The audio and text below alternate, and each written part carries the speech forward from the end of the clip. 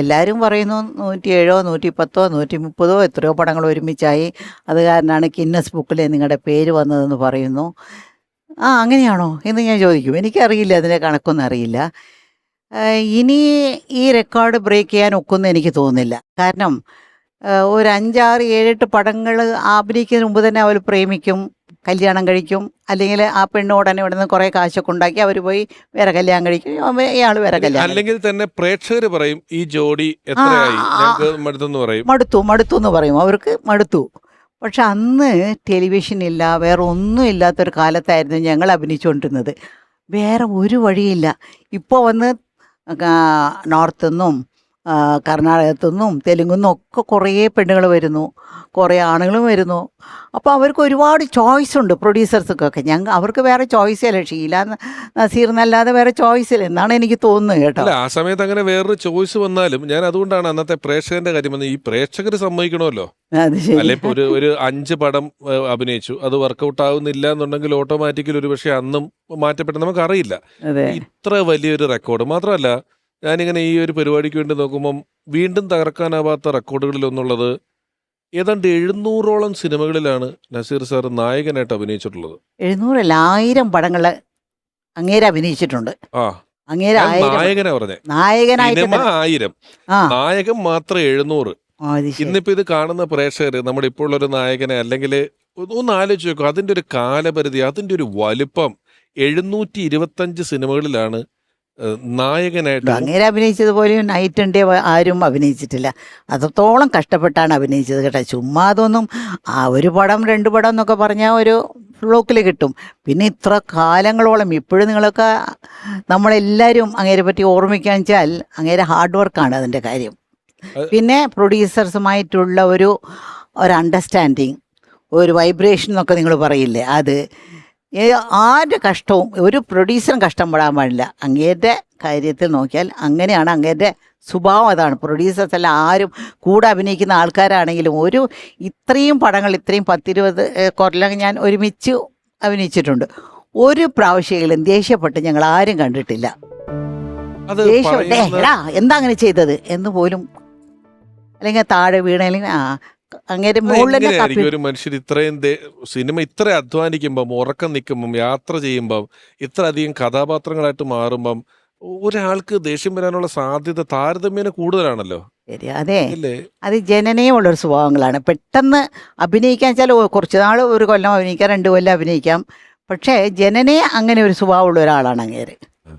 നീ ഒരു ദിവസം ഈ അന്നൊക്കെ ഷെഡ്യൂൾ കാണല്ലേ, രാവിലെ ഒരു സിനിമ, ഉച്ചയ്ക്ക് ഒരു സിനിമ, വൈകിട്ടൊരു സിനിമ, അങ്ങനെ അഭിനയിച്ചിട്ടില്ല? അതെ അത് രാവിലെ ഞാൻ വരുമ്പോൾ പാവാട ധാവണിയൊക്കെ ഇട്ടുകൊണ്ട് 2 പേരും പാട്ടൊക്കെ പാടിയോണ്ട് ഇരിക്കുന്ന അതായത് കാലത്ത് 7 മണി മുതൽ ഉച്ചയ്ക്ക് 1 മണി വരെ.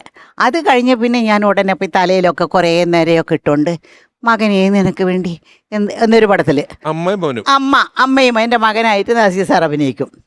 രാത്രി ആവുമ്പോൾ ഞാൻ അങ്ങേരെ ഭാര്യയായിരിക്കും. രാത്രി അത് ഒരു 9 മണി മുതൽ രാത്രി 2 മണി വരയ്ക്കും അങ്ങേരെ ഭാര്യയായിട്ട് അഭിനയിക്കും. അങ്ങനെ 4 ഷെഡ്യൂൾ. പിന്നെ രാത്രി 2 മണി മുതൽ കാലത്ത് 5 മണി വരയ്ക്കും പോലും 4ാമത്തെ ഷെഡ്യൂൾ. ഇങ്ങനെ. പക്ഷെ ഞാൻ തന്നെ നസീർ സാർ വരും, എന്താ കൊച്ചാ ഇന്ന് എന്താ, ഞാൻ മോനാണോ മകളാണോ ആരാണ് നിങ്ങൾ എൻ്റെ ചോദിച്ചുകൊണ്ടാണ് വരുന്നത്. വേറെ അടുത്തടുത്തുള്ള ഫ്ലോറല്ലേ, അടുത്താണ് AVN സ്റ്റുഡിയോ. അവിടെ നിന്ന് അങ്ങോട്ട് പോയി അഭിനയിക്കും, അവിടെ നിന്ന് അവിടെ പോയി അഭിനയിക്കും.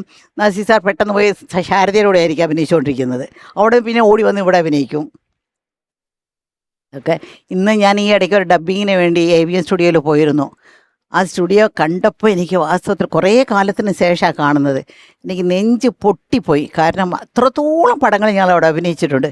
ഒരു കാലഘട്ടത്തിലുള്ള ഒരുപാട് പ്രതിഭാധനരായിട്ടുള്ള ആളുകൾ, കലാകാരന്മാരെല്ലാം ഇന്നത്തെ കാലത്തിരുന്ന് ചിന്തിക്കുമ്പോൾ അവിശ്വസനീയം എന്ന് തോന്നുന്ന കാര്യങ്ങളാണ് ചെയ്തിരിക്കുന്നത്. ഇപ്പം നമ്മൾ പുതിയ ആൾക്കാർ തള്ളി നുണ പറഞ്ഞു എന്നൊക്കെ പറയും. കാരണം എന്താ പറയുക, ഇത് വിശ്വസിക്കുക, നമ്മുടെ സാമാന്യ ബുദ്ധിക്ക് വിശ്വസിക്കാൻ പറ്റാത്ത അത്ര അത്ഭുതം തോന്നുന്ന കാര്യങ്ങളാണ് ഈ പറയുന്ന ഓരോ കാര്യം. അദ്ദേഹം 40 സിനിമയിലെ മറ്റേ ഡബിൾ റോളാണ് ഇതിന്റെ കൂട്ടത്തില്. എത്രയോ സിനിമ. തിരിച്ചടി ആദ്യത്തെ പടം തിരിച്ചടി പടത്തില് വന്ന അങ്ങേര് പോലീസാണ് എന്നെ പ്രേമിക്കുന്നത്. പക്ഷെ കള്ളൻ ഈ പോലീസ് ഒരു കള്ളനെ പിടിക്കാൻ നടക്കും, ആ കള്ളനും നസീർ സാർ തന്നെ. പക്ഷെ ആ നസീർ സാറും വന്നിനെ പ്രേമിക്കുന്ന പോലെയൊക്കെ അഭിനയിക്കും. പക്ഷെ പോലീസുകാരനും ഇങ്ങനെ രണ്ടുപേരും തമ്മിലുള്ളൊരു ആ. നല്ല പാട്ടുകളുള്ള ഒരു പടമാണ്. 2-3 പടത്തിൽ ഞാൻ അങ്ങേരെ ഡബിൾ റോളിലായിട്ടൊക്കെ. ഷീലാമ്മയും ഡബിൾ റോൾ അഭിനയിച്ചിട്ടുണ്ടല്ലോ. പിന്നെ അച്ചാരമണി ഓശാരോമന. ഇത് ഡബിൾ റോൾ പരിപാടി അന്ന് എങ്ങനെയാ, ഗ്രാഫിക്സ് ഇല്ലാത്ത സമയത്ത്? ആ ഇപ്പോൾ വന്ന് ഗ്രാഫിക് എന്തൊക്കെയോ എന്തെല്ലാം ഫെസിലിറ്റീസ് ഉണ്ട്, അന്ന് അങ്ങനെ ഒന്നുമില്ല.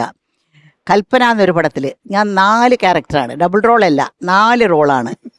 ഒരു പെണ്ണ് വളരെ ഇങ്ങനെ പാവമായിട്ടിരിക്കുന്ന പെണ്ണ്, ഇനി ഒരെണ്ണം നല്ല പാൻറ് ഷർട്ടൊക്കെ ഇട്ടുകൊണ്ട് നടക്കുന്നത്, ഇനി ഒരു ഗ്രാമത്തിലുള്ളൊരു പെണ്ണ്, ഇനിയൊരു പെണ്ണ്, ഒരു സാധാരണ ഇങ്ങനെയൊരു പെണ്ണ്. 4 ക്യാരക്ടർ, ഒരു ക്യാമറ എന്നൊക്കെ വലിയ ഇങ്ങനത്തെ ഉള്ളല്ലോ. അപ്പോൾ ഇവിടെ ഒരു ഇത് ഒട്ടിക്കും, ഒരു ബ്ലാക്ക് ഒരു ഇത് ഒട്ടിച്ചിട്ട് ഒരെണ്ണം 4 പേര് ഇരുന്ന് സംസാരിക്കുമ്പോൾ ഒരെണ്ണം ഒട്ടിച്ച് അത് എടുക്കും. വലിയ പാടാ. ഞങ്ങൾക്കൊന്നുമില്ല, എക്സ്പോസ് ആവുന്ന ആ സ്ഥലങ്ങളെല്ലാം കൺട്രോൾ ചെയ്തിട്ട് അങ്ങനെയാണ് എടുക്കുന്നത്. വലിയ പാടാണത്. അതിന്റെ ടെക്നിക്കാലിറ്റീസ് മനസ്സിലാക്കി വേഷം മാറി ചെയ്യുക എന്ന് പറയുന്നത് അതെ വളരെ ശ്രമകരമാണ്. ഒരു കാര്യം കൂടെ, നമ്മളിപ്പം സിനിമയിൽ സ്ത്രീ ഡയറക്ടേഴ്സ് വരുന്നതിനെ കുറിച്ചും ചെയ്യുന്നതിനെ കുറിച്ചൊക്കെ പറയുന്നുണ്ടെങ്കിലും അന്ന് സിനിമ എന്ന് പറയുന്നതിന്റെ ടെക്നിക്കാലിറ്റീസ് നമുക്ക് പുറത്ത് കാണാനോ പഠിക്കാനോ ഒന്നും കിട്ടാത്തൊരു സാഹചര്യത്തിൽ ഷീലാമ്മ 3 പടം, എത്ര സിനിമ ഡയറക്റ്റ്? 3 പടം ഡയറക്റ്റ് ചെയ്തിട്ടുണ്ട്. 3 സിനിമ ഡയറക്റ്റ് ചെയ്തിട്ടുണ്ട്. ഒന്ന് യക്ഷഗാനം എന്ന് പറയുന്ന ഒരു സിനിമ, പിന്നെ ശിഖരങ്ങൾ, പിന്നെ നിனைവുകളെ നീങ്ങി വിടുന്ന ഒരു തമിഴ് പടവും ഡയറക്റ്റ് ചെയ്തിട്ടുണ്ട്. 3 സിനിമകൾ അന്ന് ഡയറക്റ്റ് ചെയ്യുക എന്ന് പറയുന്നത്, അതെല്ലാം അന്നത്തെ അതിന്റെ ഒരു കറേജ് എങ്ങനെയായിരുന്നു അന്ന്? അതെന്താണെന്നറിയോ, ഒരുപാട് തിരക്കായിരുന്നു. ഇനി അഭിനയിച്ച് എനിക്ക് മടുത്തുപോയി. ഇതെന്താ ഇപ്പോൾ രാവിലെ ആയാൽ പോയി അഭിനയിക്കുക, രാത്രിയായി അഭിനയിക്കുക. പിന്നെ ചില പുതിയ ഡയറക്ടർമാർ വരും, അപ്പോൾ അവർക്ക് ഒരു ഷോട്ട് വയ്ക്കാൻ അറിയില്ല, എങ്ങനെയാണ് ഒരു ട്രോളി വെച്ചാൽ എങ്ങനെയാണെന്നറിയാം. കട്ട് പറയാതെ ഞങ്ങൾ അഭിനയിക്കാൻ നോക്കിക്കൊണ്ടിങ്ങനെ നിൽക്കും. സാർ കട്ട് പറയാൻ സാറെന്ന് ഞങ്ങൾ പറയേണ്ടി വരും. അങ്ങനെയൊക്കെ കണ്ടപ്പോൾ ഇവരെല്ലാം ഡയറക്റ്റ് ചെയ്യുമ്പോൾ നമുക്ക് എന്തുകൊണ്ടൊരു പടം ഡയറക്റ്റ് ചെയ്തുകൂടാ എന്ന് വിചാരിച്ചുകൊണ്ടിരിക്കുമ്പോൾ അങ്ങനെ ഒരു സന്ദർഭം വന്നു. പിന്നെ ഞാൻ ചുമ്മാ അന്നൊന്നും TV ഇല്ലല്ലോ. ഇതൊക്കെ ഇപ്പോൾ വന്ന് വൈകുന്നേരം ആയാൽ നമുക്ക് ഈ ഫോണിൽ വന്ന് എന്തെങ്കിലും യൂട്യൂബ് അതെന്തെങ്കിലും കണ്ടുകൊണ്ടിരിക്കാം, അല്ലെങ്കിൽ TV കണ്ടുകൊണ്ടിരിക്കാം. അന്ന് വൈകുന്നേരം ആയ നൈറ്റ് ഷൂട്ടിങ് വളരെ കുറവായിരിക്കും. അപ്പോൾ വൈകുന്നേരം വന്ന് ഞാൻ ഈ യക്ഷഗാനം എന്നുള്ള കഥ എഴുതി, അതിൻ്റെ ഡയലോഗ്സ് എഴുതി, അതിൻ്റെ സ്ക്രീൻ പ്ലേ എഴുതി, അതിൻ്റെ ബ്രേക്ക് ഡൗൺ ചെയ്തു, എല്ലാം ചെയ്തു വെച്ചിട്ട് എന്നിട്ടാണ് ഞാൻ ഒരു പത്രക്കാരന് വേണ്ടിയാണ് ആ പടം എടുത്തത്. ഒരു പത്രക്കാരൻ ഒരുപാട് കഷ്ടപ്പെട്ടുകൊണ്ടിരുന്നു മകളുടെ കല്യാണത്തിന് വേണ്ടിയൊക്കെ. അപ്പോൾ അങ്ങേരോട് ഞാൻ പറഞ്ഞു ഈ പടം എടുക്കാമെന്ന് പറഞ്ഞിട്ട് ഞാൻ തന്നെ ഡിസ്ട്രിബ്യൂട്ടറൊക്കെ ഏർപ്പാട് ചെയ്തത് കൊടുത്തു. എന്ന് അങ്ങേർക്ക് വേണ്ടി ഞാൻ ചെയ്തതാ. നസീർ സാറുമായിട്ട് ആദ്യം ഒന്നിച്ചഭിനയിച്ച സിനിമ ഏതായിരുന്നു? എനിക്ക് തോന്നുന്നു നിലമണിഞ്ഞ കാൽപ്പാടുകൾ. പിന്നെ അത് കഴിഞ്ഞ് പിന്നെ കുറേ പടങ്ങൾ ഇങ്ങനെ സത്യൻ സാറിൻ്റെ കൂടെ, പിന്നെ നസീർ സാറിൻ്റെ കൂടെ, പിന്നെ നസീർ സാറിൻ്റെ കൂടെ തന്നെ. പക്ഷേ എൻ്റെ നല്ല പടങ്ങളൊക്കെ, നല്ല കഥ ഉള്ള പടങ്ങളൊക്കെ സത്യൻ സാറിൻ്റെ കൂടെ ആയിരുന്നു. ഈ പ്രേമാങ്കീമം എന്നൊക്കെ ഉള്ള പടങ്ങളെല്ലാം മിക്കവാറും നസീർ സാറിൻ്റെ കൂടെ. എന്നാലും ആ കാലഘട്ടത്തെക്കുറിച്ചും നസീർ സാറിനെ കുറിച്ചും എന്തെങ്കിലും ഒന്ന് പറയാമോ എന്ന് വെച്ചാൽ ഞങ്ങൾ മധു സാറിനെ സമീപിച്ചിരുന്നു. എന്നാൽ ശരി, നിങ്ങൾ വന്നോളൂ എന്ന് പറഞ്ഞ് ഞങ്ങൾ അദ്ദേഹത്തെ നേരിട്ട് ചെന്ന് കണ്ടിരുന്നു. അദ്ദേഹത്തിന് ചിലത് പറയാനുണ്ട്, നമുക്കൊന്ന് കേൾക്കാം. പ്രേമനസീറിനെ ഓർക്കുക എന്ന് പറയുന്നത് ഒരു സുഖമുള്ള കാര്യമാണ്. ഞാൻ പഠിച്ചുകൊണ്ടിരുന്ന കാലത്ത് ഒരു ചെറുപ്പക്കാരൻ ആക്ടിങ് കോമ്പറ്റീഷൻ എഴുതുന്നു. അത് ടൗൺ ഹാളിലായിരുന്നു നടന്നിരുന്നത്.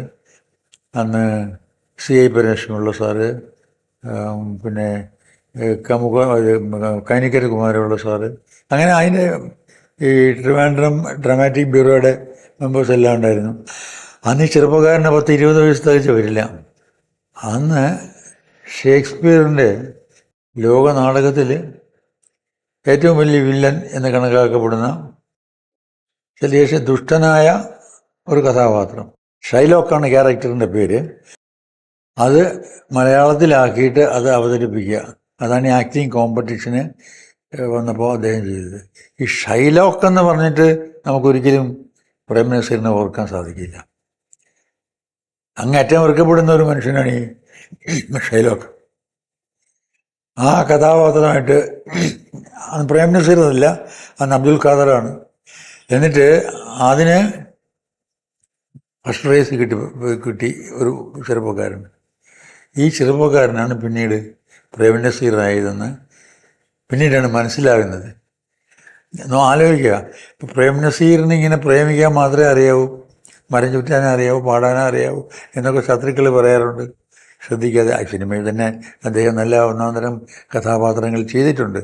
പക്ഷേ അന്നീ ടീനേജിൽ 18-19 വയസ്സുള്ള കാലത്ത് ഈ ഷൈലോക്കിൻ്റെ ക്യാരക്ടർ അഭിനയിച്ച് അതിന് ഫസ്റ്റ് പ്രൈസ് ഇത്രയും വലിയ പ്രഗത്ഭന്മാരിൽ നിന്ന് വാങ്ങിക്കുക എന്ന് പറഞ്ഞാൽ അത് അഭിനയത്തിന് അങ്ങേറ്റം കഴിവുള്ള, വാസനയുള്ള, എന്താ പറയുക, ദൈവാനുഗ്രഹമുള്ള ഒരു ചെറുപ്പക്കാരന് മാത്രമേ സാധിക്കുകയുള്ളൂ. സത്യത്തിൽ പ്രേം നസീർ നമ്മൾ കണ്ടതിനേക്കാളുമൊക്കെ വലിയ ആക്ടറായിരുന്നു. അദ്ദേഹത്തിൻ്റെ കഴിവുകൾ ശരിക്ക് പ്രയോഗിക്കാൻ നമുക്ക് സാധിച്ചില്ല എന്ന് മാത്രമല്ല, അദ്ദേഹം ചെയ്ത ക്യാരക്ടറുകൾ വളരെ മെച്ചമായി പോയതുകൊണ്ട് അതിൽ തന്നെ തൂങ്ങിക്കിടക്കാനേ ഈ സിനിമ ഇൻഡസ്ട്രിക്ക് സാധിച്ചുള്ളൂ. അദ്ദേഹത്തിൻ്റെ കഴിവുകൾ മുഴുവനും ഉപയോഗിക്കാൻ ഫിലിം ഇൻഡസ്ട്രിക്ക് സാധിച്ചിട്ടില്ല എന്നാണ് എൻ്റെ വിശ്വാസം. ഇത്രയും ഞാൻ ആമുഖത്തിൽ പറഞ്ഞ അത്ര റെക്കോർഡുകൾ, സിനിമകൾ, കഥാപാത്രങ്ങൾ, 1000 സിനിമകൾ ഒക്കെ ചെയ്ത ഒരാളെ പറ്റി മധുസാറിനെ പോലെ ഒരാൾ പറയുന്നത് അയാൾ അണ്ടർ റേറ്റഡ് ആണ്, അയാളുടെ നടനെ ഇനിയും മലയാള സിനിമ ഉപയോഗിച്ചിട്ടില്ല ശരിയാ. എന്നുള്ളതാണ് അല്ലേ? ഒരു കാലഘട്ടത്തിൽ അങ്ങേര് പറയും എപ്പോൾ നോക്കിയാലും ഈ പാട്ടും കേട്ടും ആൾക്കാരുടെ പുറകെ നടക്കുക ഇത് തന്നെയാണല്ലോ, ഒരു നല്ലൊരു ക്യാരക്ടർ കിട്ടിയാൽ മതിയായിരുന്നല്ലോ എന്ന് പറയുമ്പോഴാണ് ഇരുട്ടിൻ്റെ ആത്മാവ് എന്ന് പറയുന്നൊരു പടം, വേലായുധം. അത് നല്ലൊരു ക്യാരക്ടർ. പിന്നെ അതുപോലെ എൻ്റെ കൂടെ വന്ന് ഭാര്യമാർ സൂക്ഷിക്കുക എന്നൊരു പടം, അതിൽ അങ്ങേര് വില്ലനാണ്, ത്രൂഔട്ട് വില്ലനാണ്. പിന്നെ അങ്ങേര് വില്ലനായിട്ട് അഭിനയിച്ച ഇനിയൊരു പടം വന്ന് നിഴലാട്ടത്തിൽ അങ്ങേര് വില്ലനാണ്. ഭാര്യയെ വന്ന് പണത്തിന് വേണ്ടി എന്തും ചെയ്യിക്കാന്ന് പറയുന്ന ഒരു ടൈപ്പ് ഓഫ് ഒരു ക്യാരക്ടറാണ്. ഷീലാമ്മ ടൈറ്റിൽ റോളിൽ വന്നിട്ടുള്ള കള്ളിച്ചെല്ലമ്മയിൽ, അതെ, കള്ളിച്ചെലിമേല് വില്ലൻ. അയ്യോ ഭയങ്കര വില്ലനല്ലേ, വില്ലന്റെ ക്യാരക്ടറാണ്. സത്യത്തിൽ അതിൽ ഹീറോ എന്ന് പറഞ്ഞാൽ മധുവാണ് ഹീറോ, മധു സാറാണ്. നസീർ സാറാണ് വില്ലനാണ്. അങ്ങേര് ഭാര്യയും പിള്ളേരൊക്കെ ഉള്ളപ്പോ വന്ന് ഇവളെ ചതിച്ച് ഇവിടെ പോയിട്ട് കൊച്ചായി വില്ലനല്ലേ, വലിയ അനുഭവം തോന്നുന്ന കാര്യമാണ്.